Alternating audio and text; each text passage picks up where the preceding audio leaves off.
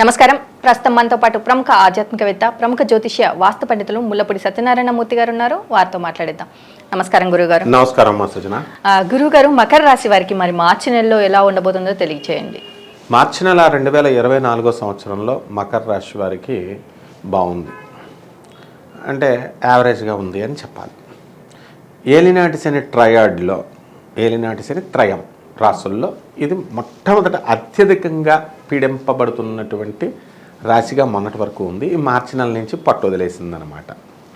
కాబట్టి ఈ యొక్క మకర రాశి వాళ్ళకి 4వ ఇంట్ల గురుడు ఉండడం, 26 మార్చి తర్వాత ఈ యొక్క బుధుడు జాయిన్ అవ్వడం మేషరాశిలో, అంతకుముందు 7 మార్చి బుధుడు 3వ ఇంట్లో ఉండడము, రాహువు రవి 14 మార్చితో ఉండడము, ఈ గ్రహ సంచారాన్ని కనుక మనం అబ్జర్వ్ చేసినట్లయితే యావరేజ్గా ఉంది అని చెప్పాలి.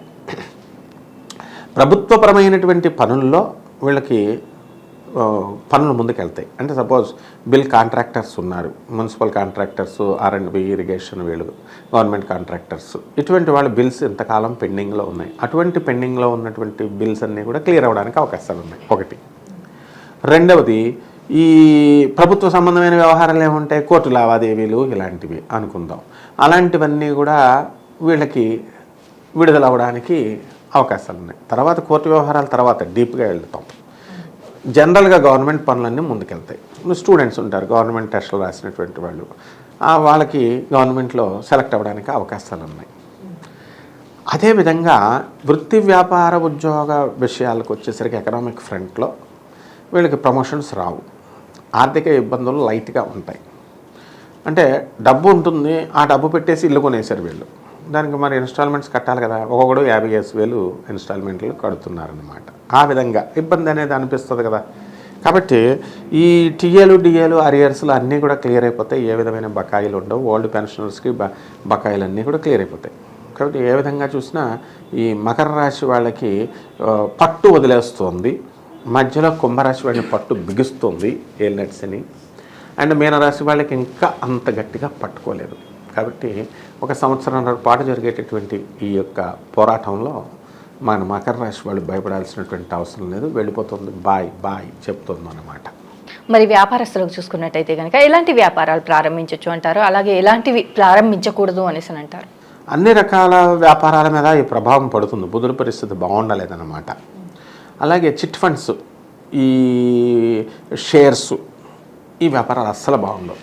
చిట్టీలు పాటలు నడిపేటటువంటి వాళ్ళు, వాళ్ళకి చిట్టీలు డబ్బులు కడతారు, మొదటి నెల 2 నెలలు కడతారు, పాడేసుకొని వెళ్ళిపోతారు, ఇక తర్వాత కట్టరు వాళ్ళు. అలాగే మోసగాళ్ళు ఉంటారు చూడండి, ఆ మోసగాళ్ళు 3వ ఇంట్లో రాహు ఉన్నాడు కాబట్టి దొంగలు, చోర్లు, వీళ్ళు చిట్టి పాటలు వేసేసి 6 కోట్లు 7 కోట్లు వసూలు చేసేసుకొని పారిపోయేవాళ్ళు ఉంటారు. వాళ్ళకి మంచిది అది. పాపం నిజాయితీగా చేసేటటువంటి చిట్ ఫండ్స్ బిజినెస్లు చేసేటటువంటి వాళ్ళు ఇబ్బందులు పడతారు. అలాగే ఈ యొక్క షేర్సు, మార్కెటింగ్ రంగాలను కనుక తీసుకున్న వాళ్ళు కూడా బాగుండలేదు. ఇక ఈ బట్టల బిజినెస్, ఫుడ్ ఇండస్ట్రీ, టెక్స్టైలు, బట్టల షాపులు, చిన్న చితక ఈ వ్యాపారాలన్నీ కూడా బాగుంటాయి. ఇక ఆయిల్, తవుడు ఫ్యాక్టరీలు, రైస్ మిల్స్, చేపల రొయ్యల చెరువులు ఇవి బాగుంటాయి. మరి ఇక మనకి స్వీట్ షాపులు, గోల్డ్, సుగంధ ద్రవ్యాల వ్యాపారాలు ఇవి కొంచెం డల్గా ఉంటాయి. మరి రియల్ ఎస్టేట్ రంగాల వారికి ఎలా ఉంది, అలాగే స్టాక్ మార్కెట్ వారికి ఎలా ఉందంటారు? స్టాక్ మార్కెట్ బాగాలేదని చెప్పాలి. కాబట్టి మకర రాశి వాళ్ళు స్టాక్ మార్కెట్ దూరంగా ఉండడం మంచిది. ఇక రియల్ ఎస్టేట్ రంగం అనేటటువంటిది ధనాన్ని ఇస్తుంది కానీ సాటిస్ఫాక్టరీగా ఇవ్వదు. ఒక 40% మాత్రం ధనాన్ని తెచ్చిపెడుతుంది. ఎందుకంటే అక్కడ మనకి కుజుడు 15 మార్చి తర్వాత ధనస్థానంలోకి వస్తున్నాడు, శనితో కలుస్తున్నాడు. మరి అంతకుముందు చక్కగా మనకి స్వక్షేత్రగతుడైనప్పటికీ కూడా మకర రాశిలో మనకి ఈ యొక్క కుజుడు ఉచ్చస్థితి, శని సొంత క్షేత్రంలోనే ఉచ్చస్థితి మనవాడు కుజుడు. కాబట్టి అప్పుడు బాగుంది. మొదటి 2 వారాలు బాగుంటుంది, తర్వాత వారాలు 3-4 వారాలు రియల్ ఎస్టేట్ రంగాల వాళ్ళకి యావరేజ్గా ఉంటుంది అని చెప్పుకోవాలి మనం. మరి అలాగే వీరికి ఆరోగ్యపరంగా ఎలాంటి సమస్యలు వచ్చే అవకాశం ఉంది అనేసి అంటారు? ఏలినాటి శని అంటేనే ఆరోగ్య సమస్యలు ఉత్పన్నమవుతాయి. కాబట్టి మకర రాశి వాళ్ళకి మెంటల్ టెన్షన్ అధికంగా ఉంటుంది. కోర్టు సమస్యల్లో తిరగడము, ఇవి అవి స్ట్రెస్ అనమాట. డబ్బులు టైంకి చేతికి అందకపోవడము ఇవి. అది కాకుండా ఈ మకర రాశి వాళ్ళు తెగ తింటారన్నమాట. తిండి అంటే విపరీతమైన ఇష్టం వీళ్ళకి. కాబట్టి ఈ తిండి తినడం వల్ల ఇండైజెషన్ ప్రాబ్లమ్స్ ఇవి కూడా రావడానికి ఎక్కువ అవకాశాలు ఉన్నాయి. Mental tensions and indigestion problems. ఈ ఫుడ్ రెగ్యులేట్ చేసుకుంటే, తక్కువ తిని జాగ్రత్తగా చూసుకుంటే బాగుంటుంది.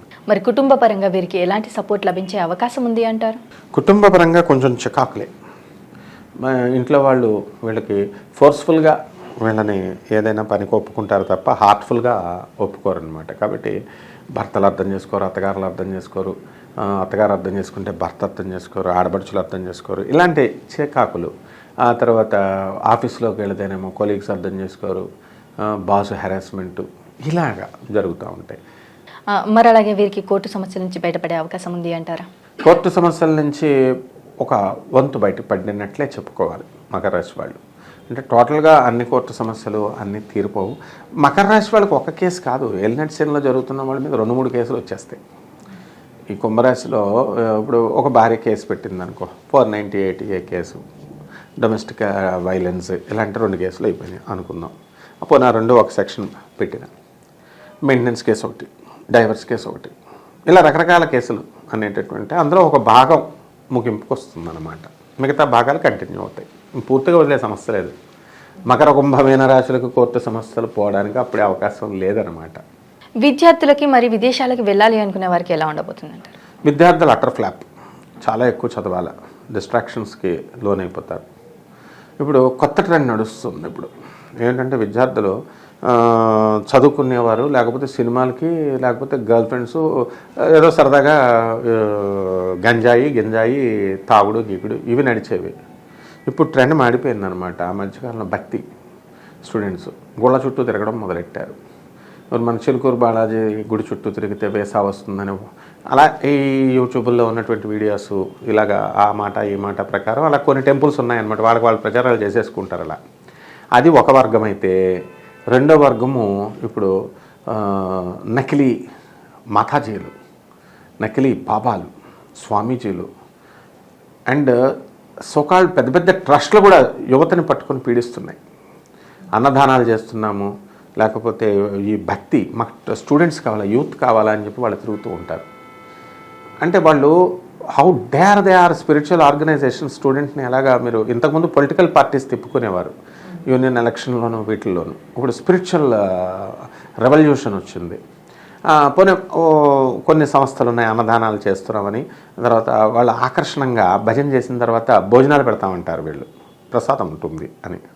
అండ్ ఈరోజు శివరాత్రి చాలా మంచి దినము, అన్నదానం చేయండి అని మెసేజ్లు పంపిస్తుంటారు. ఇది కొంతవరకు బెటర్. కొన్ని ఆశ్రమాలు ఇవి ఇలా నడిస్తే ఇప్పుడు ఎవడికి వాడి ఇంట్లో పీఠాలు పెట్టేసుకోవడం, స్కూల్లో పుస్తకాలు తీసి చదవకుండా ఈ తల్లిదండ్రులు, బుద్ధి లేనటువంటి ఈ తల్లిదండ్రులు వీళ్ళ దగ్గరికి తీసుకెళ్ళడం, దేవుడు ఏది అడిగితే అది ఇస్తుంది, క్వశ్చన్ పేపర్ అడగమను ఇస్తుందేమో చూస్తా. కాబట్టి ఇట్లాంటి స్పిరిచువల్గా దేవుడికి ఆధ్యాత్మికతకి చెడ్డ పేరు తెచ్చేటటువంటి వాళ్ళు బయలుదేరిపోయారు.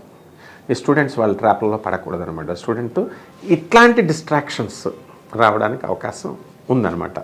అయితే ఈ భాగ్యంలో ఉన్నటువంటి కేతువు మరి వాస్తవమైనటువంటి జ్ఞానాన్ని తెలుసుకునేటటువంటి అవకాశం ఉంటుంది. ఫర్ ఎగ్జాంపుల్ ఇప్పుడు మనం స్వామి వివేకానంద చెప్పాడు ఇలాంటివి, స్టోన్స్ విల్ గెట్ మనీ.